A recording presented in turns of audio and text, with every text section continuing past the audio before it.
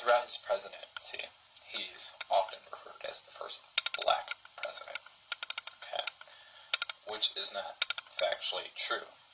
I mean, I'm not trying to take anything away from black Americans, right?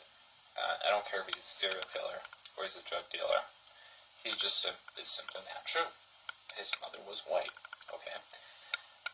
The reason, right, of course, why the media, society, both conservatives and liberals, choose to identify him as the first black president, okay, one of the main reasons I would say has to do with the remnants of historical racism, right, which is funny.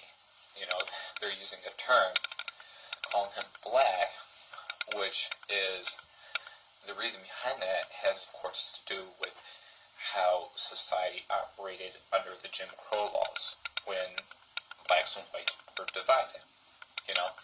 And if to implement that policy, you had to say, okay, well, if a white man has, if whites and blacks mix and they produce children, where are you going to put them?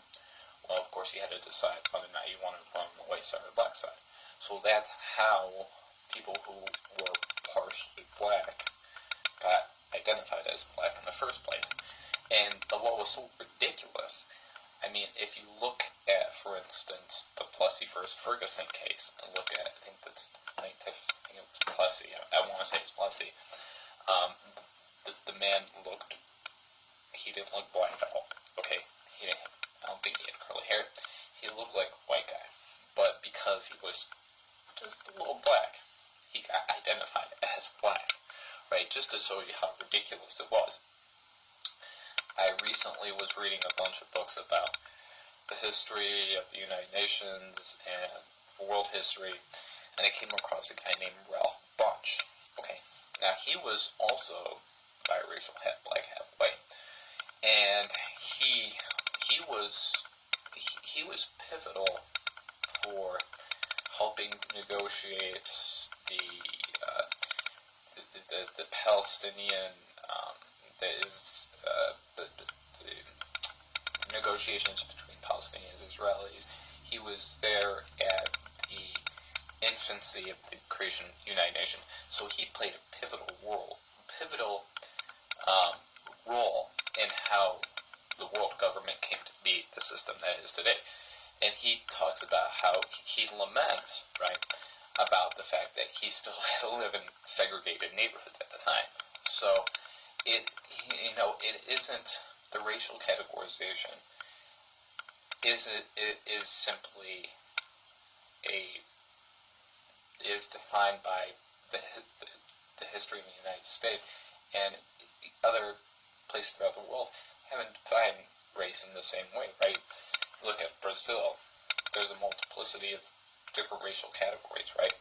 And it's funny when we talk about race relations, you know, we have different racial categories, but it always comes down to blacks and whites. And it's funny because only African Americans and European Americans we decide to classify as blacks and whites. We don't say Chinese, the yellows, or the Indians, the reds, or whatever the case may be. So we have to understand that we have a very unique historical perspective on this, or upbringing, background that has shaped our perspective on race relations. Now, I think the thing is that at the time when he was elected, one of the reasons why he kept being identified as black had a lot to do with the fact that it helped galvanize and mobilize black people to come out to vote at the polls. There's it helped, became part of the impetus to get them out to go and vote. Now, I'll grant you, before that, Barack Obama, he was very big on himself black, and he wanted to get in touch with his African roots, right? But the thing is, he was still raised by his white grandparents, his white mother. In fact, there was an interview where the guy was talking about biracial, but he kept calling him, black. And then, you hear, oh, you got this black kid raised by white parents, and it sounds like you have white parents who adopt a black kid and raise him, when it's just a kid who happens to be part black but also part white. And, people get upset at this, and they say, no, how dare you, that's how he should be identified. But then it's like, okay, to just put a twist on this, suppose he was part Chinese, or part Indian, or part Middle Eastern, whatever the case may be. Pick another race, and he was part black. Would it then be bad to say he's biracial? Or what if he's part Indian or part Chinese, right? I mean, you have a multiplicity of combinations you could come with. How would you come to decide how to identify that individual? I mean, it becomes much more complicated. Which group decides to define this person, right? So I just think that it's funny, too, that we talk about living in a post-racial society. However, we, in a way, don't want to achieve that post-racial society because we can't come to admit that a black man and a white woman came together to make the president of the United States. And some people are saying, and it's funny, some people say, oh, Obama's experience growing up is not like other black people, right? Well, yeah, because he was raised by the white side of his family. And he's raised by a white side of his family because he's part white, okay? That's why his experience is different, right? So it goes completely beyond people like, oh, duh, yeah, right?